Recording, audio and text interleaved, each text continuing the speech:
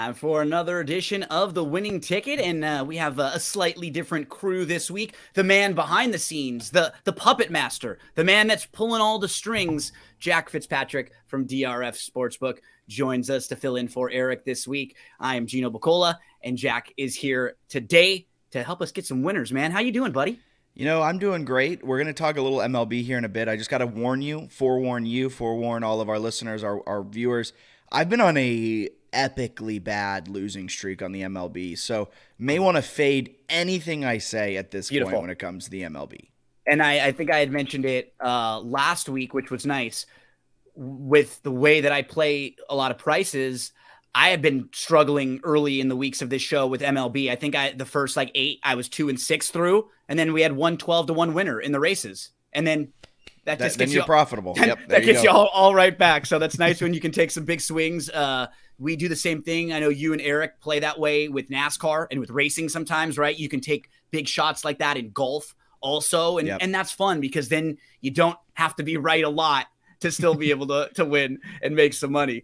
So if you haven't joined the show before, here's how we're going to do it. We're going to talk a little bit about tonight's baseball slate. We're going to go out a couple plays for today. Going to look ahead for the weekend, anything that's on our mind. And then we'll finish up with a NFL division preview. We're going to talk about the NFC West. We've actually previewed individual divisions of the AFC so far. Now we move on over to the NFC. This is actually a fun one because I'm a Rams fan. Jack's a Seahawks fan. So we'll get to talk about the teams that we like. I feel a little bit better about Jack's team this year than I do about my team. I think we probably both feel better about Jack's than mine, but we'll get into that in just a minute. Important information before we start. Promo code scrolling across the bottom. Fast 150. So if you are anywhere in the state of Iowa, you need to sign up for a DRF Sportsbook account right now and use that promo code. You'll get a $150 deposit match bonus. Let your friends know, let your family know. Anyone that you know that's in the state of Iowa, let them know they can get a little bonus for signing up. And DRF Sportsbook will be coming to more and more states soon. Jack, buddy, let's dive on into tonight and MLB plays. How many plays do you have for tonight? I just have 2, and I don't want to overexert myself here early on. I'm with you. I'm with you. So we're both on 2 MLB plays. Why don't you start us off? Tell us where you land for your first play tonight. So the first one, a little bit of a shameless plug here. We have a daily newsletter that go out to all everyone that signed up for the DRF Sportsbook. And so every day I kind of write some MLB picks, some NASCAR picks, just depending on what the big events of the day. I write it in a daily newsletter called The Board. This is the game I used today. I'm on Milwaukee minus 180 versus Pittsburgh. May not be the flashiest pick, right? It's a very just run-of-the-mill, right down the middle. You're picking the favorite. You're going with the team that should be, in theory, better than the other team. But it is interesting. Pittsburgh tonight going with Quinn Priester, a right-handed pitcher, making just his 4th start of the season. He has a 9.2 ERA. The team is 2-1 when he starts in his previous 3 starts, but with an ERA like that and the way Milwaukee was able to beat up on Pittsburgh a night ago, I think they won 14-1 or something kind of crazy. We were seeing that with the Cubs beating up on the Reds too, which was what it does is it already gets that team behind the next night with their bullpen, right? Because they already had to use a bunch of arms. They had to get into their rotation quickly. So you're already starting, you're behind the 8 ball right when the game starts. Yes, and Milwaukee has been doing a fantastic job this season when they shell another team's bullpen. So you've already destroyed their arms, like you said. You're going up against another bad pitcher who Pittsburgh may have to hold on to for an extra batter or 2, or potentially a full inning facing 3 batters that he may not have otherwise had to have faced. So Milwaukee minus 180, not a flashy pick, nothing crazy really going on with this one, but I'm feeling confident that the Brew Crew can take down the Pirates. Beautiful. So Milwaukee first play tonight for Jack. When you're talking baseball, Jack has 2. I also have 2. So I'll head on over and give my first play for tonight. I'm going to play the first 5 innings for Arizona for the Diamondbacks. I'm going to try to ride the starting pitcher matchup here, and mainly Merrill Kelly. In his last 10 games, 3.26 ERA, 2.21 batting average against.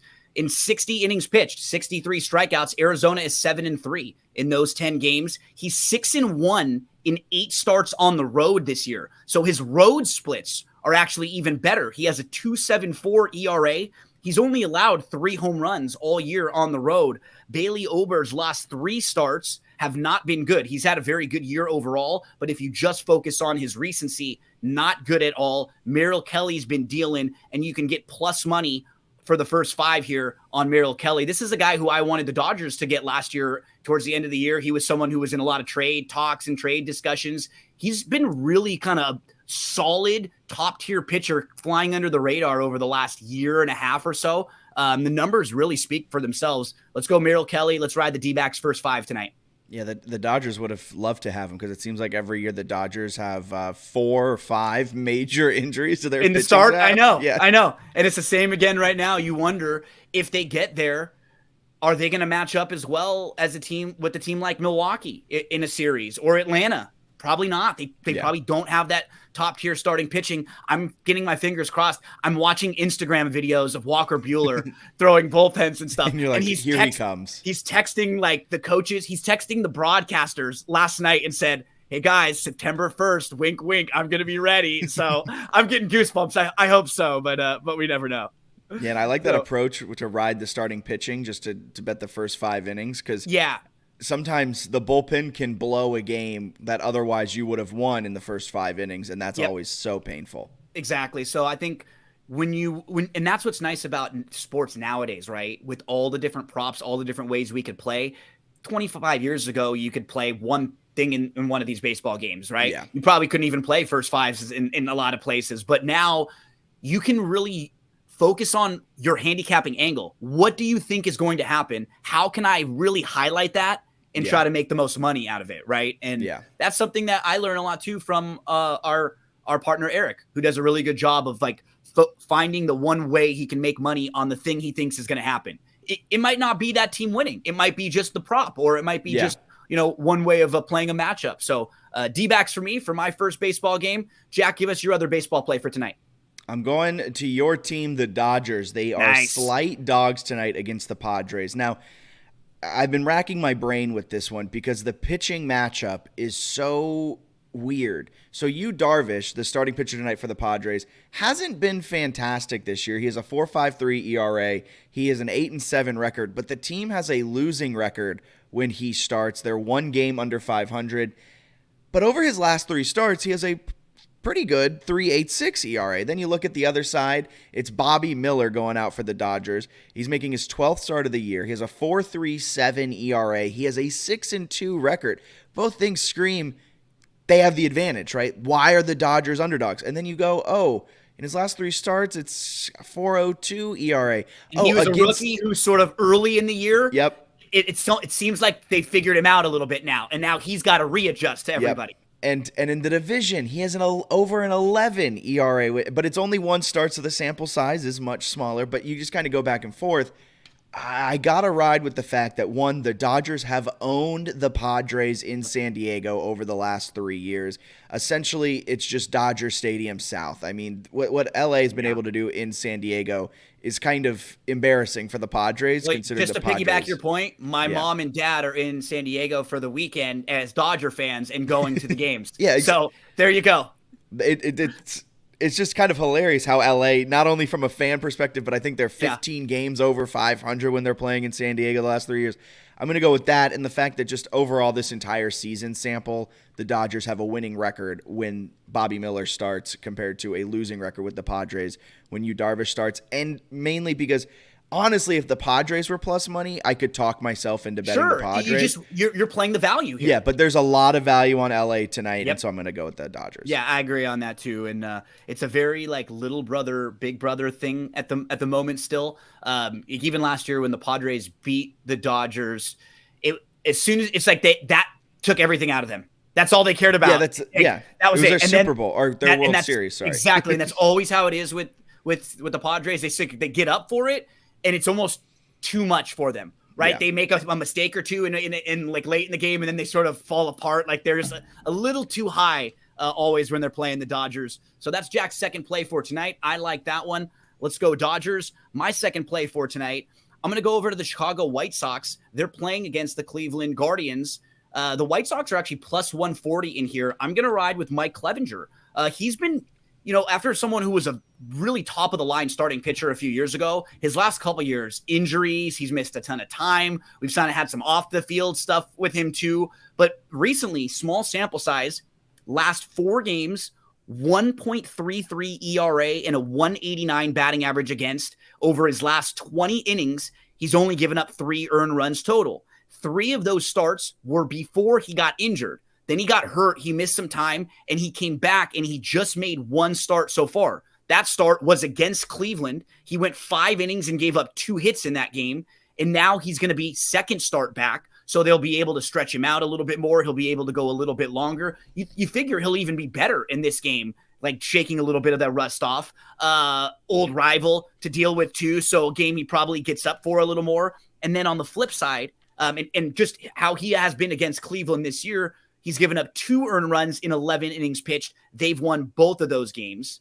Logan Allen, who's starting for Cleveland, his last 2 games, 13 innings pitched, 15 hits, 3 walks, 9 earned runs. That's a 6.23 ERA and a 289 batting average against. One of those games was a matchup against Clevenger last week when they played, and he gave up 8 hits, 3 walks, and 5 earned runs in 6 innings. We had this exact matchup a week ago, and Clevenger was dominant, and the White Sox were dominant in that game.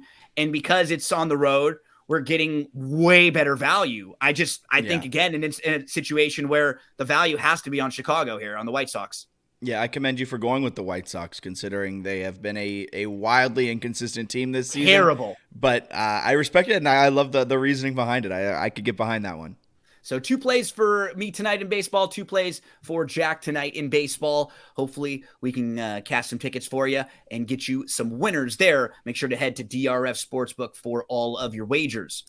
Now we move to the second segment in this show, the weekend look ahead. What is going to be on your radar this weekend, Jack? What are some of the things that you're going to be looking at and playing? All NASCAR all the time. Beautiful. I've got 3 winning drivers that I'm going to be playing this weekend. So my strategy with NASCAR every week is kind of pick a few guys I think can win, maybe 3, maybe 4, depending on the race, and more so depending on the odds. So if it's kind of shorter odds, then maybe I'll only go 3.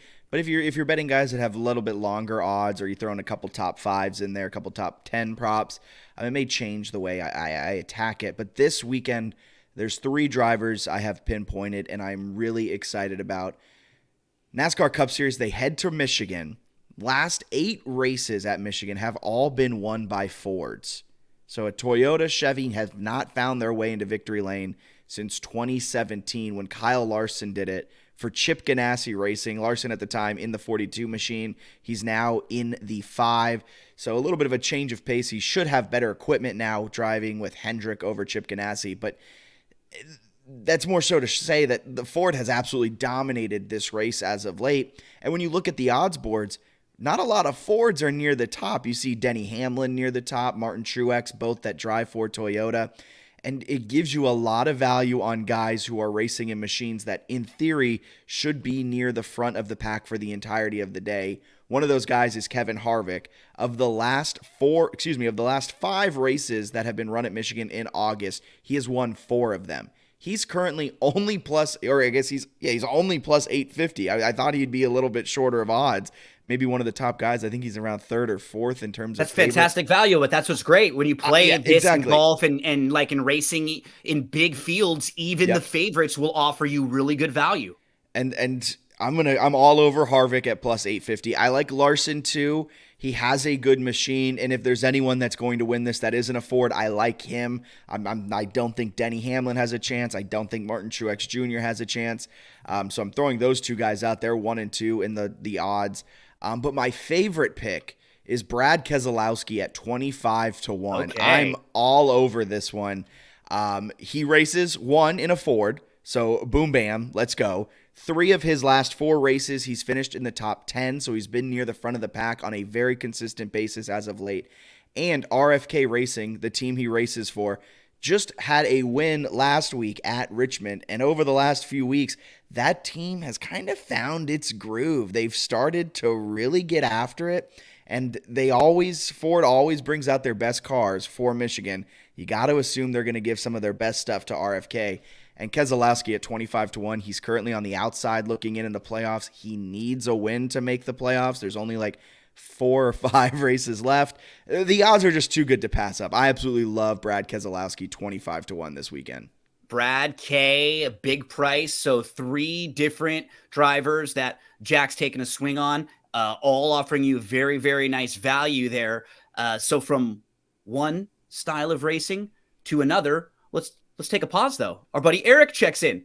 Eric says, here's some of his plays for the weekend. Stampedes +9 in the CFL. Rockies +162 in the first 5. He's following your lead. He's going with you now. He's going with you on the first 5, and then okay. There we go. So we're first 5 there, and then NASCAR Harvick also. He's on Harvick too. So double people on Harvick. So Hammer, Harvick, sprinkle on Keselowski. Maybe stay away from Larson, but I'll be playing those 3. Eric, buddy, thanks so much for checking in. We hope you're having a nice weekend. We look forward to talking some NFC East with you next week when we preview the NFC East. So we go from Jack's racing to the horse racing that I'm going to be diving into this weekend. I'm going to have 2 horse racing plays myself. The first one's going to be at Del Mar, and then we'll get over to Woodbine. So at Del Mar, we're going to go to race number 3. The number 4 horse is named Poetica. And there's just like 5 or 6 different things I like about this horse. And that's when I really want to gravitate and feel like I want to make a wager on this horse. So she's only raced 1 time. It was last year. It was in November. And that was when she was a 2-year-old. So she was still really young. She was still figuring things out. She has not raced since then. So she's been off since November. Her trainer hits at a very good 16% with horses that have been off for a long time, over than 180 days. And if you actually bet on every one of the 82 horses that he's had making that move, you'd have a positive ROI. You would actually have more money back if you just blindly bet every time he has a horse off of a long layoff. He's very good with it. This particular horse, she had kind of a tricky start. She drew the rail. She had a slow start. So that's her first race. She's in the starting gate. Right off the bat, she misses the break. She's dead last, and she's kind of green, but she comes running late, and you could tell she had some ability. Like, she ran in spots. It's like when you watch a young prospect, right? You see one of those young draft picks, they have a great move, and you're watching them, and then the next play, they get burned on defense, right? It's like one of those, but you see the glimpses. You could see that with this filly. Now she's had all this time to grow up. She's going to get Lasix for the first time, which signals that she probably bled in that race, so she probably needed it. It's a medication that will help her with that. The race that she was in, the winner of that race is 5 for 6 net since. So in the last year, that horse has won 5 of the 6 races she's won. She's a grade 1 winner. She runs for Bob Baffert. Her name is Fiza. She's excellent. The second place finisher in that race has come back and become a stakes winner. The 5th place finisher from that race has also come back and become a stakes winner. She was 4th in that race. That was a really, really tough race that she was in. So now all of a sudden, I look at a horse whose race on paper is a little bit better than the running line might look. I have reason to believe that she could improve now as a 3-year-old. She's grown up. This barn is really good with horses off of a long layoff like that. That race is even stronger than it looks because the horses have come back and run really, really well. And she's 6-1, which should offer us great value here. So that's what I'm looking for. A lot of things when I come together for a horse, and Poetica checks a lot of boxes for me. 6-1 on the morning line in race number 3 at Del Mar. So I've got one more, Jack, and that's going to be over at Woodbine. We're going to go to Woodbine, race number 3. We're going to look at the number 1. And again, this is just like what we were saying with how you handicap a NASCAR race or a football game. It's all about value. Where can we find a little bit of value? In this particular race, the 1 Know How and the 3 Winya Bay both come out of the same race last time out. Know How finished 3rd, Winya Bay finished 2nd. But Know How actually had legitimate trouble, like had some traffic. I thought ran better in that race, even though he finished 3rd. And what's interesting, Winya Bay is 2-1 on the morning line, and Know How is 6-1. And they were right next to each other in their last race. Yeah. So it's one of those things where, to me, just looking at the value, it doesn't make much sense. What's even crazier is in that last race on July the 15th, Know How was a shorter price than Winya Bay. It wasn't like this was just a big long shot that, like, maybe isn't a bet as good of a horse. In the last race, she was actually 10-1 and Winya Bay was 11-1. So she was shorter within a month. And within a month, switched. The next time they run, Winya Bay is 2-1 and Know How is 6-1.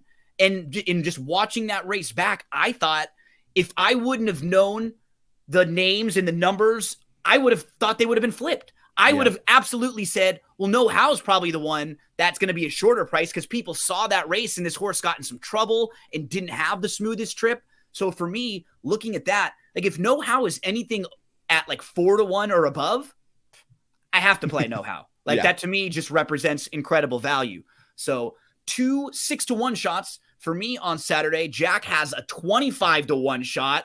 I think an 8.5 to 1 shot and another 9-1 or 7.5 to 1. Okay. So awesome. I mean, if one of them hits, we're having ourselves. If any of you, either one of your 2 horse picks or any of my 3 picks to win NASCAR this weekend, we're having a fun time. And that's how I like to bet, and that's how I like to teach my friends and people around to wager. Is that you do your homework.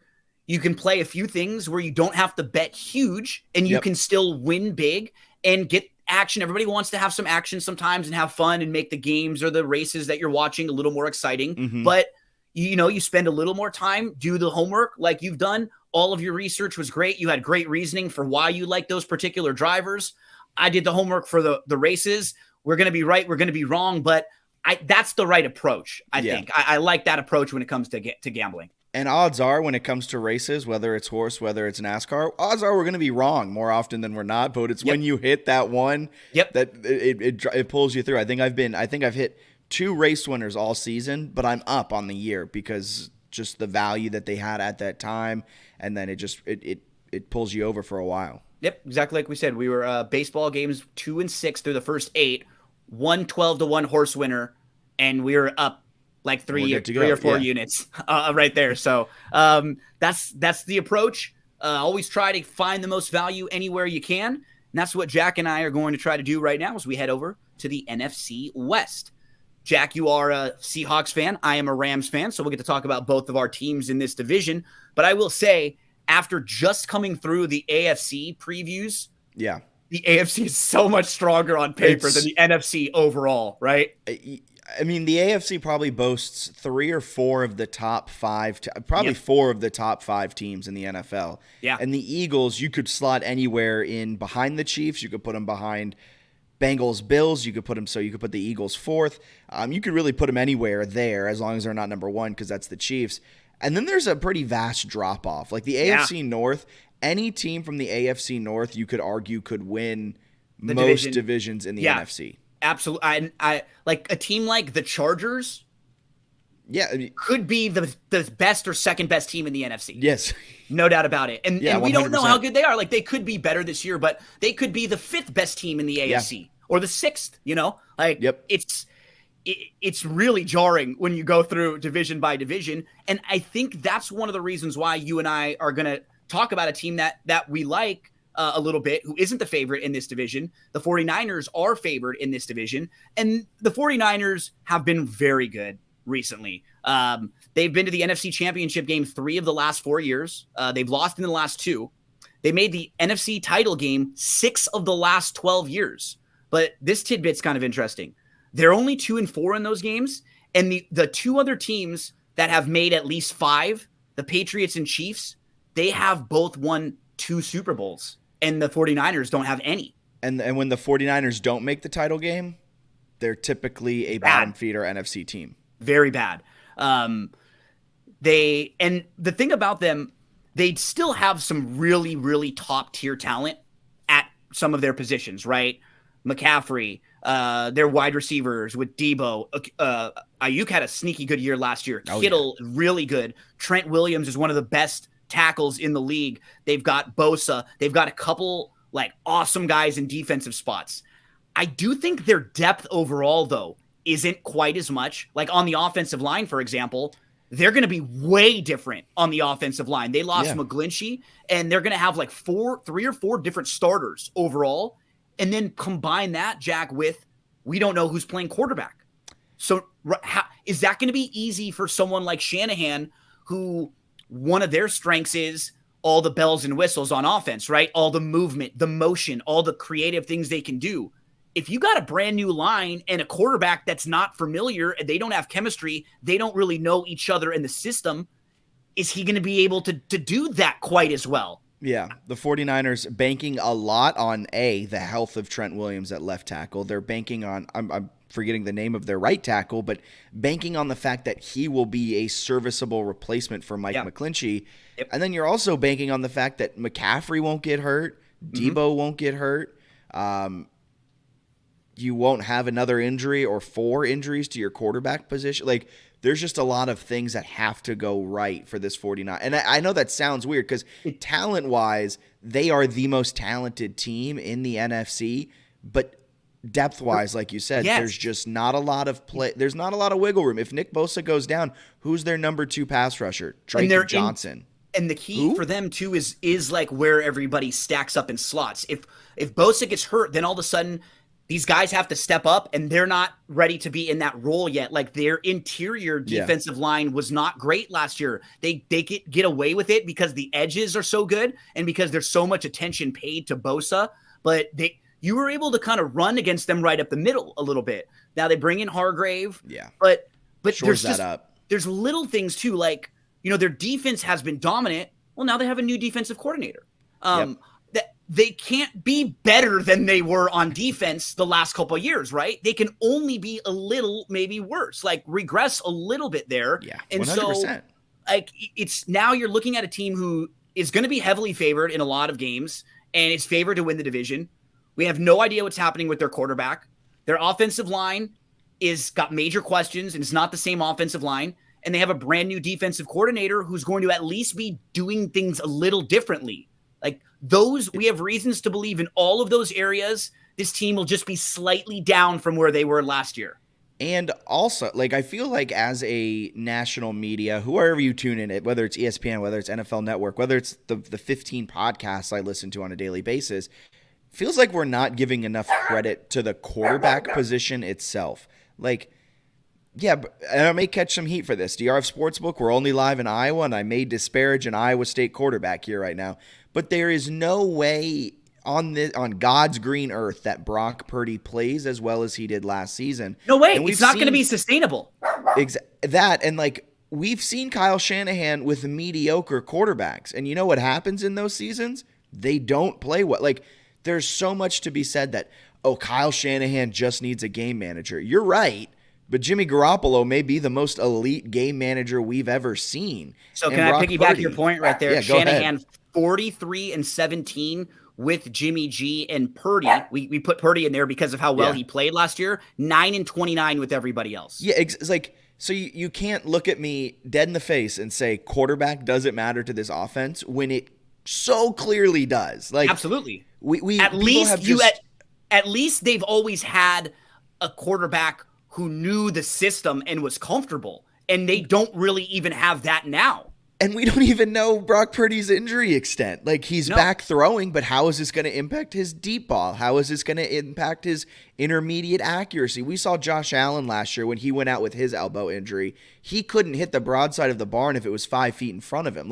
And his preparation for trying to be the starter now, when he's never even been prepared. He got thrown into it last year, and we were all amazed by what happened. But again, it was a little bit fluky's a bad word because he earned it, but it was a little bit great, right? Everything was like perfect storm, and it's more likely that he will regress to the mean. I'm not saying he's going to be bad, but it's more likely that some of those times when he scrambles and rolls back and rolls back and rolls back, it's not going to work out the way it did, First half in the wild card game against the Seahawks, he looked like a deer in the headlights. Yep. They had kind of figured him out. And then after that, the wheels fell off for the Seahawks, a lot of turnovers and things like that, and it gave him more opportunity to make plays. But with me, what I'm thinking with the 49ers, it's more likely they finish under 500 than it is they make the playoffs. And Eric is very high on that also. Just thinking that these 3 or 4 things could happen. And the 3 quarterbacks in their room right now are Brock Purdy, who all we know is what we saw last year, and this guy was the last pick in the NFL draft. So maybe everybody missed on him, or maybe he had a really good small stretch, and now there's a bunch of film on him too. Right now, everybody can adjust to him and know what to do. The other quarterback is Trey Lance, who you traded 3 first-round pick and a third-round pick for, and we've only seen him start 4 times. So we have absolutely no idea who he is. And one of those four times was in a monsoon in Chicago. So really, we've only seen him play 3 times as a starter. And the other one I absolutely loved, did a great job for me as a fan at USC, but it's Sammy Darnold seeing some ghosts. Like I don't know how we can really count on that quarterback's room. That it's like it's funny because it's like they feel like they're in a situation where they've got 3 guys that they want to kind of throw at the wall and like can maybe one of them stick, but it doesn't always work that way. I think it's also more likely that Trey Lance is on another team by the trade deadline than it is he's a San Francisco 49er at the end of the season. So I think when you talk about that quarterback room, it's more 2 guys. It's Purdy and Darnold, and then there's Trey Lance just like the asset out there. And even at this point, like, what kind of an asset is he? How much is somebody going to give you for him compared to what you gave up? Oh, after you will never meet that. Like, not even close. If a team offers you 1 second-round pick for Trey Lance, you take it. You just jump. You just jump on it right there. And I'm a little bummed because I'm not in the group chat. Apparently, Deebo Samuel is sending tons of shirtless pictures to Coach Shanahan. Man. Good for Deebo. So that's Shanahan was like, man, this guy sends me a picture with his shirt off every single day, just letting me know, Coach, I'm ready. So I thought that was hilarious. So maybe Deebo could be right for a big year, because if the way that I'm thinking here is they just got to try to get the ball out of their hands quick and into their playmakers' hands, right? Into Deebo's hands quickly. And one thing that he's been really good at is he leads all qualifying receivers over the last 2 years, 64% of his receiving yards after the catch. He also leads the NFL with 85 forced missed tackles on receptions since coming into the league. So he's big, he's strong, he's fast, get the ball in his hands. He's kind of motivated because he feels like he didn't have that good of a year last year. If I were to play something and someone for San Francisco, I might go to Deebo's like receiving yards, because I could just see a lot of small stuff, or maybe even all-purpose yards if they try to run with him. Because, again, like we said, McCaffrey's good, and down the stretch last year, it sort of felt like they were trying to prove a point with him coming over like, hey, I've been hurt the last 2 years. Yeah. I can stay healthy. This will be good. Now I think it's going to be the opposite for them. They're not going to want to run him out there 25 times and get banged up all the time, right? It's also like what we were talking about earlier. There's no depth on this team, which doesn't necessarily matter if you're playing Madden and you turn the injury slider off, then it doesn't matter. This is the best team in the NFL. But like, we are ignoring the fact that Christian McCaffrey has a injury history. Deebo Samuel has an injury history. Trent Williams, I don't think he has an extensive injury history. He's the only guy that like I feel comfortable probably won't miss time.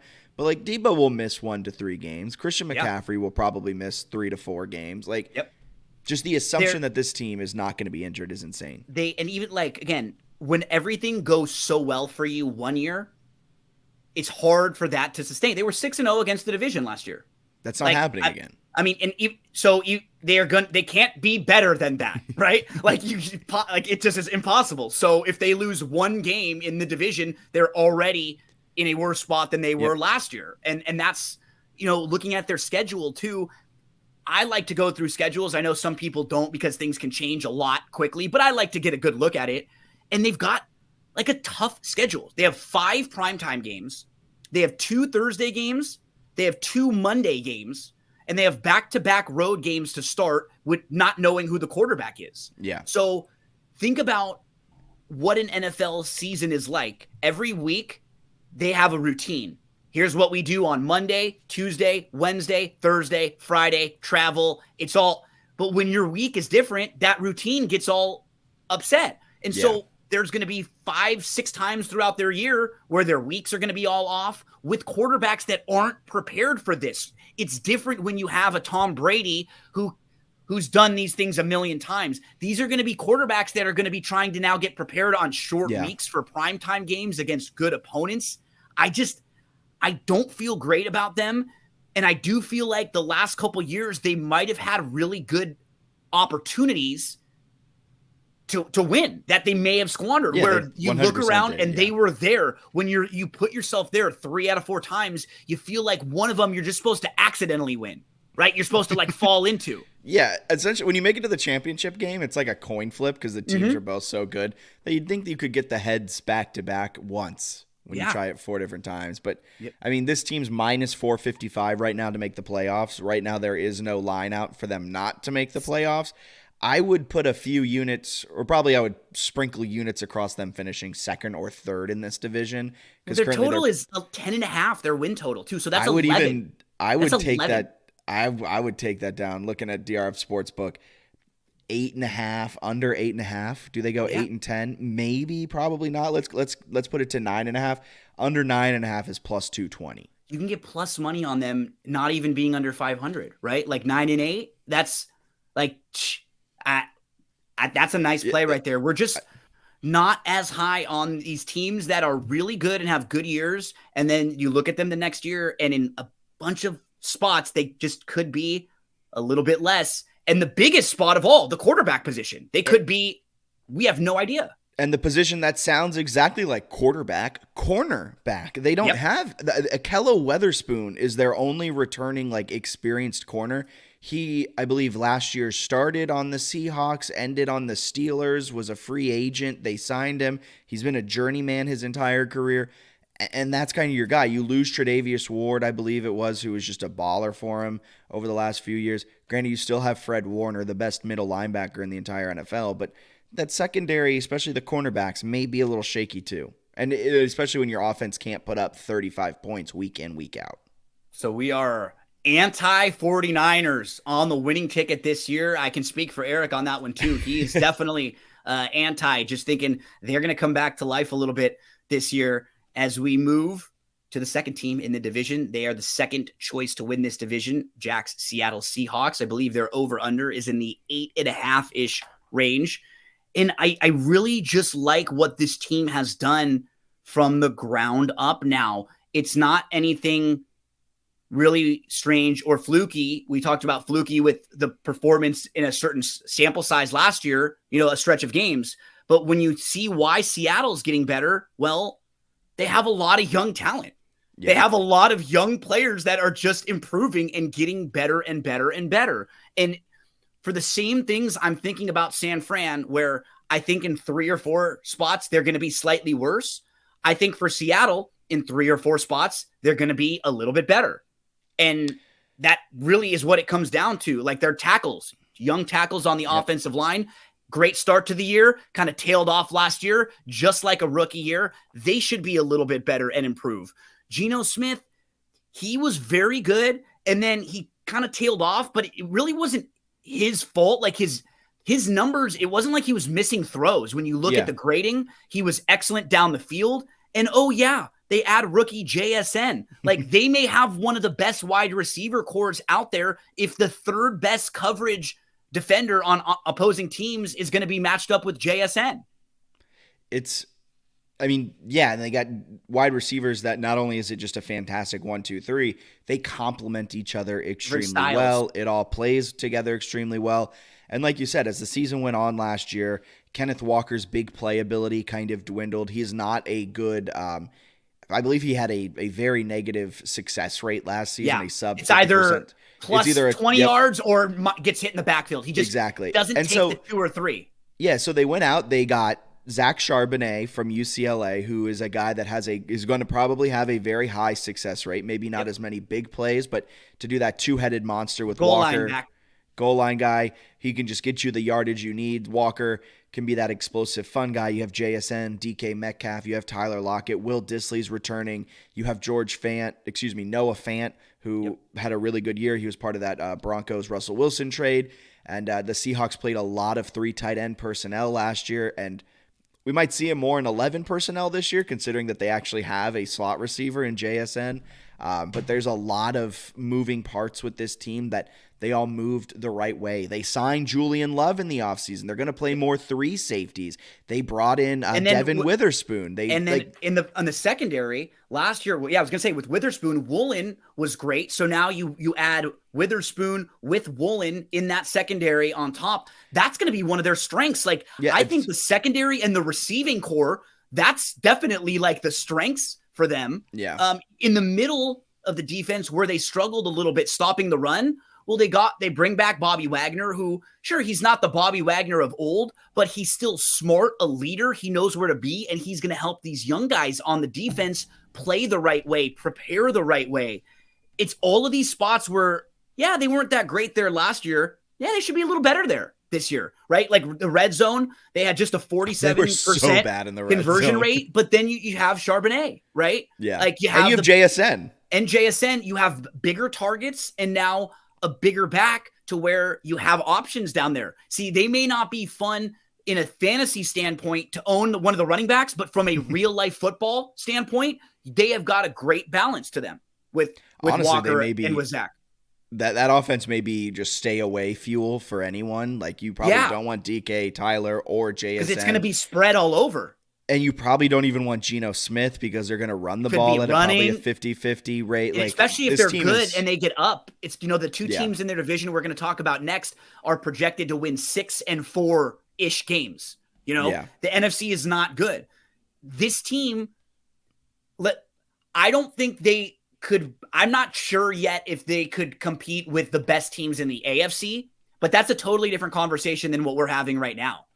You don't have to compete with the best teams in the AFC until the Super Bowl. No, and then once you get there, you only have to do it one time, right? And it's in a match. It's not like you're going to have to go through the gauntlet of the Bills and the Bengals and the Chiefs ever. I don't mind playing them to win the division, to maybe even win the conference. I still have a tougher time getting there with the Super Bowl yet because I don't know if they've taken that next step. Like I wouldn't have them in my top 5 teams in the league, but I would have them in my top 10 and like in that next tier. Yeah. And in the NFC, I would not be shocked at all if this is like a 12-win team because the competition just isn't that great. The schedule's not easy. There's a tough stretch in the schedule from like weeks 12 through 17 where they go like San Francisco, at Dallas, at San Francisco, Eagles, at Tennessee, and then Pittsburgh. That's a tough stretch. Can you be okay going into that?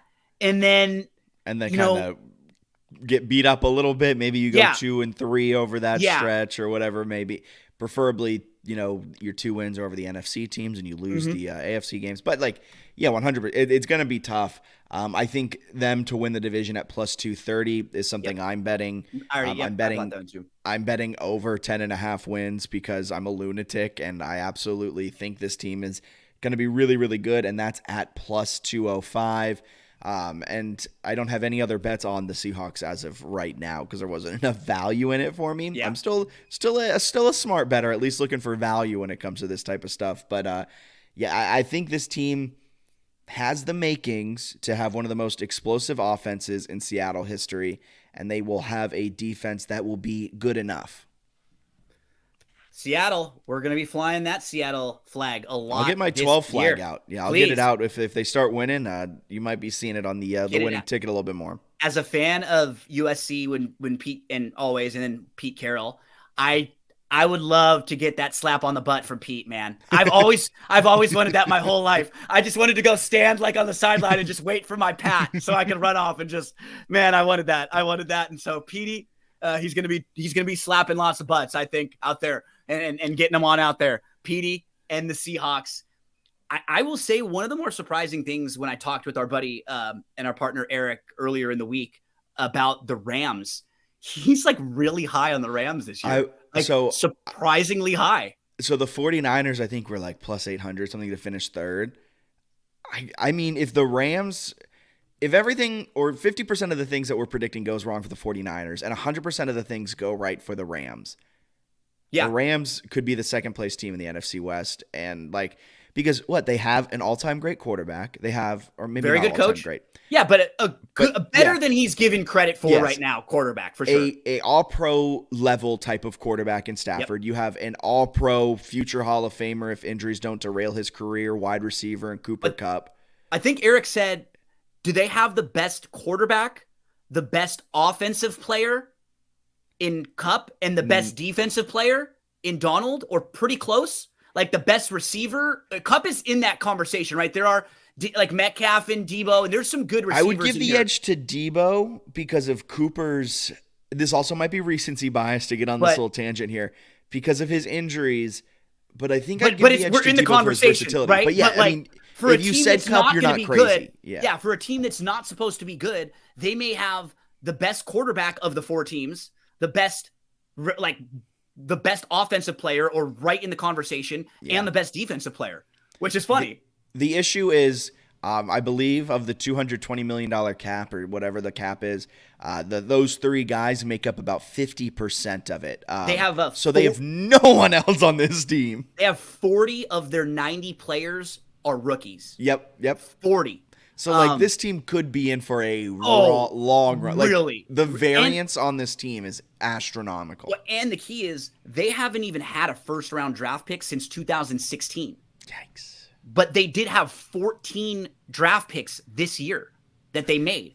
So they drafted a ton. And next year, they have the first-round draft pick for the first time. Williams. And that's the rumor, is that do they even really want to win a bunch of games this year? And it's hard saying that, right? Like, these guys are going to go out there, they're going to play. Like, you're not telling football players to go lose, especially a guy like Matthew Stafford. You're not going to be like, go lose. But is it more about, we've got 40 rookies. Like, let's develop the hell out of these guys. Like, let's let them get a lot of reps. Let's let them figure it out. I know in a few spots, like, they can't be worse last year or have worse luck than they did on the offensive line. It was one of the most, like, they weren't a good offensive line. If they would have been healthy the whole year, they wouldn't have been good. But they had last year 1 player play more than 750 snaps. They had 2 players play 500. Only 1 offensive lineman played in all 17 games. They had 4 different guys start at left guard, 6 different guys start at right guard just last year. Yeah. And they drafted a guy, Avila from TCU, who's going to come in right now and start and be like, he's going to help them a little bit. They're going to be healthier. Like, they just won't have as many moving pieces. And then right away, like, they couldn't block anybody last year, and they couldn't move the ball at all. Their games were tough to watch because of that. They will no doubt just be better. They cannot be worse than that. So, spoken like a true Rams fan that you've watched every single game last season, and you hated every minute of it. It was disgusting seeing them try to move the ball sometimes. Now, like, there are some spots where it's very concerning, because if Kupp is hurt, like we heard the other day, they're saying it's not as bad, but initially it was like, there's nobody else, like, receiving wise. It drops off to Van Jefferson, Tutu Atwell, and Higbee is your tight end. So we're not talking about a whole ton. Running back wise, it's also a little bit weird. Like, Cam Akers, who they were really high on, struggled for a while, and then at the end of the year last year, he was really good down the stretch. 3 straight 100-yard games. Why did they go draft a running back? It was that was really weird. Did they maybe try this year to, like, 3 or 4 games early in the year, feed the heck out of Akers and then trade him? Cam Akers has been such a weird career too in LA. He was like demanding a trade, wouldn't want to play, wasn't playing well, then they couldn't trade him, and then he came back and decided to play and everything was great, and then he decided to, like, run for a bunch of yards at the end of the season. Really and weird. Okay, Cam. Really weird. They're young. They got rid of Ramsey. They like one of their young cornerbacks named Durant. I think that's why he was very good down the stretch with his completion percentage over expectation. I got to see this team a little bit before I can get locked into anything. I think season wide. I'm not, like, they have a good coach, and if the quarterback stays healthy, like we said, and their key players stay healthy, they could overachieve because of that, because they're just a well-run organization.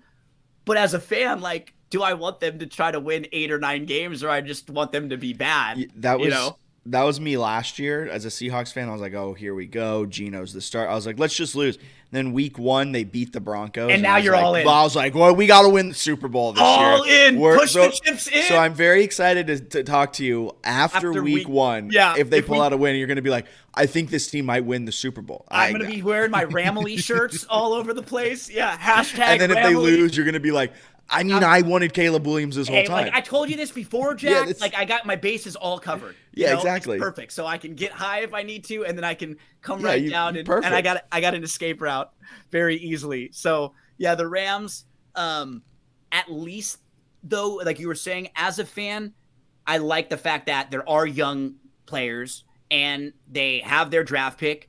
And I will say right now, I wouldn't have done it any different if I were them. You go all in for the Super Bowl every day of the week, twice on Sunday. You do it anytime, and they did it, and they won, and now you got to deal with the couple years that come after that, right? Yeah, and that's you got it. You won a Super Bowl. And anyone who tries to say that anything other than that, you're full of it. I'm sorry. Like you won a Super Bowl, and your team will be back to relevance within a 5-year period after winning that Super Bowl. Absolutely.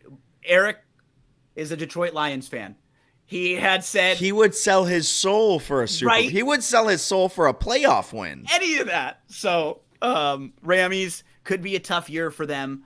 3 primetime games, 3 of the first 4 on the road. That's key, right? Can you get to 2-2 and not be like 0-4 to start, and then because then you're like you don't believe, and the rest of the guys don't want to get up the rest of the year. But if you get through the first 4, you're like 2-2. You beat one of the teams that you weren't supposed to. Maybe you can beat Indy, and then you feel like your season's extended a little bit. You get an extra 3 or 4 games where you're not out of it yet in what is a weak NFC. Because as we turn to the Cardinals, there are going to be probably 2 teams in the NFC that aren't really good on paper, that are going to win more games than we think because it's not a very strong conference overall. And one of those teams will not be the Arizona Cardinals. No, I do not think so either. They have a new GM, a new head coach, a new offensive coordinator. We don't know if Kyler Murray is going to play. And again, why should he play? They have 2 first-round draft picks next year. Like if you were running their team, you want to be bad for those first 2 round. I would trade Kyler as soon as he could pass a physical. I'm trading Kyler. See what I can get in return. And this is a team that they are getting Caleb Williams. They have 2 first-round picks next year.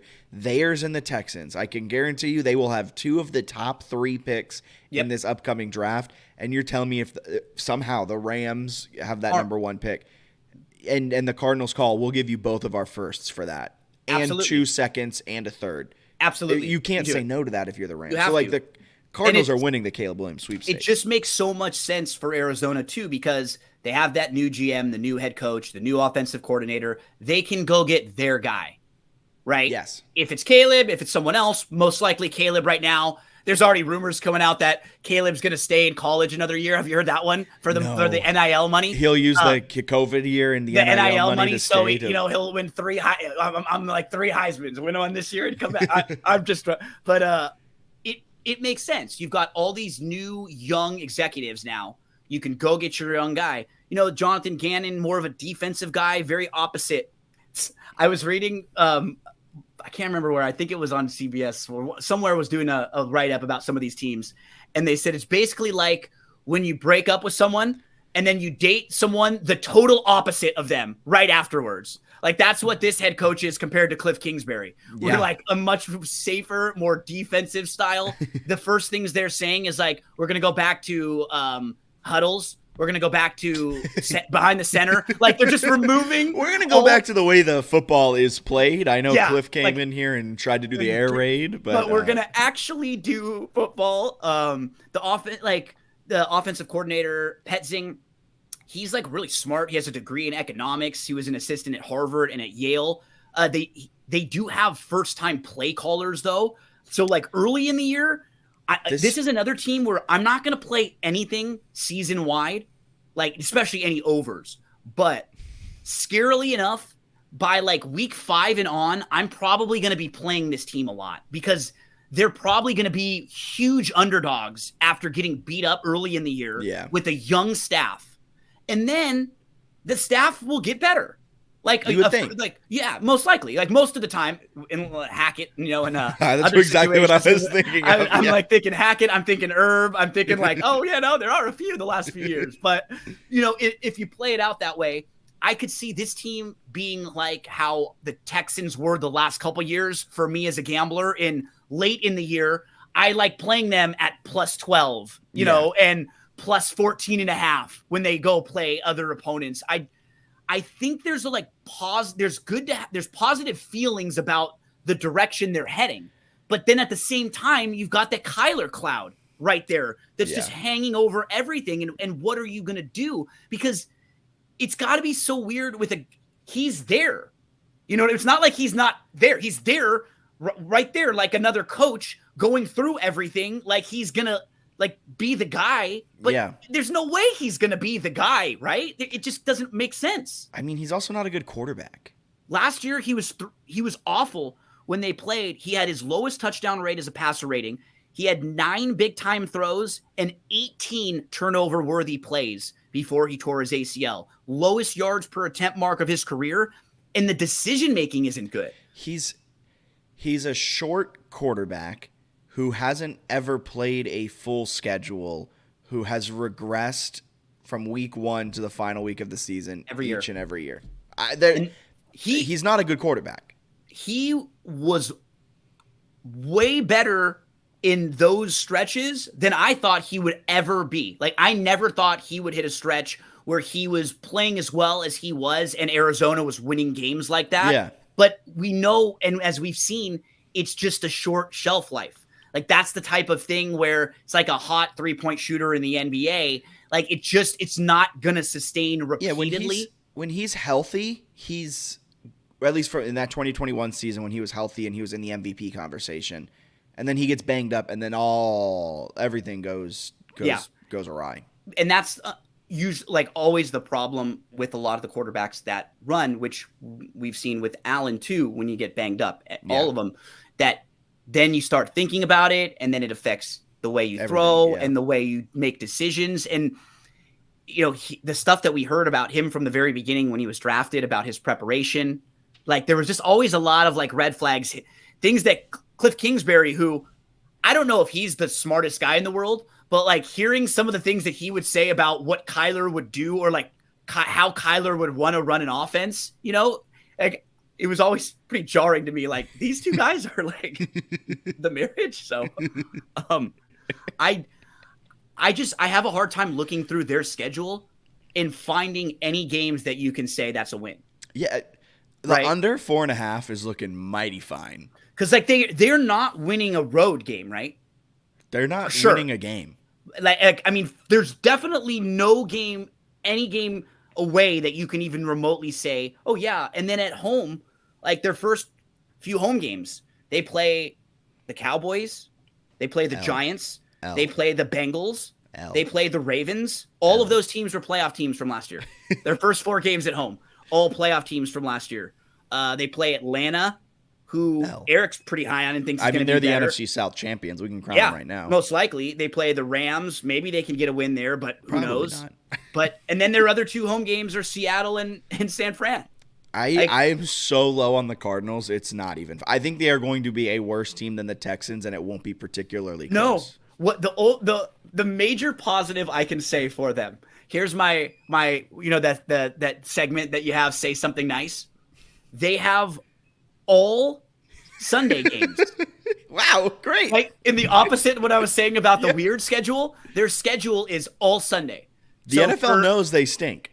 They have no primetime games, no Mondays, no Thursdays, no games that are standalones right now, no Europe or any of those. So at least they'll be able to get in that same routine all week with their young staff. Positive note, all Sunday games. If you're a fan of the Cardinals, you can set your schedule.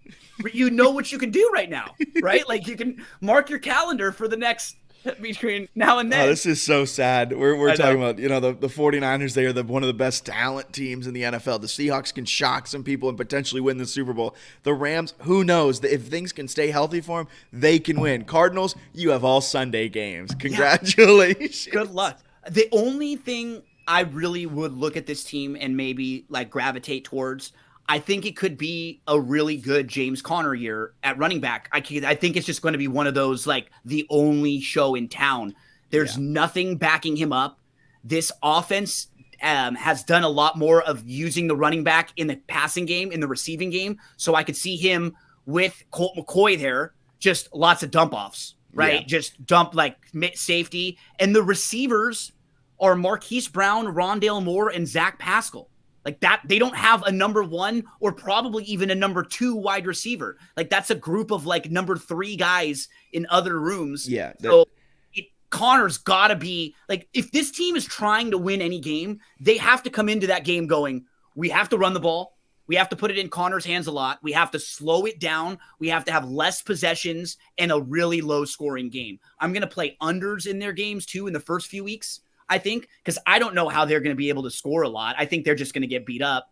And then at the end of the year, I'm going to be getting pissed off when I'm playing this team at plus 16.5 repeatedly because it should only be 12 or some stupid, in my head. So love it. Awesome. Well, like always on this show, we cover a lot of ground. We get to talk about stuff for today, stuff for tomorrow and the weekend, and then preview one of these NFL divisions. And we got to talk NFC West with our 2 teams. Promo code FAST150 for everyone in the state of Iowa. Sign up for a DRF Sportsbook account right now. We will be back again next week on The Winning Ticket, talking some NFC East. Jack, he went from behind the scenes to in front of the camera so seamlessly. It was fantastic. We are flying the Seahawks banner. I want to see that banner up. It's going to be one of the Winning Tickets banners this year. We'll see you back next over there. Yeah. Next week. Next week, folks, 6:00 p.m. Eastern time. We'll be back with another edition of The Winning Ticket.